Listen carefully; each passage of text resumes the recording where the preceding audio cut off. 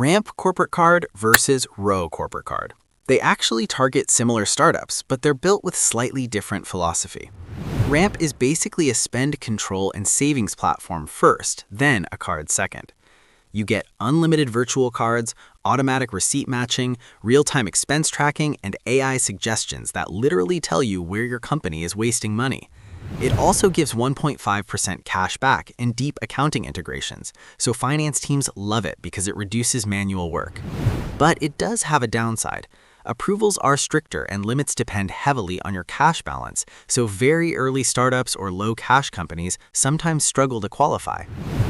Row, on the other hand, is closer to a modern business bank with a corporate card attached. You get checking accounts, AP payments, treasury, wires, and the card all in one dashboard. It's designed for companies that want their banking and spending in one place instead of stitching tools together. The card still has controls and rewards, but the real value is operational finance management rather than just expense tracking. That said, the trade-off is the software automation and cost-saving intelligence isn't as deep as Ramp, so finance teams focused purely on spend optimization may find it less powerful.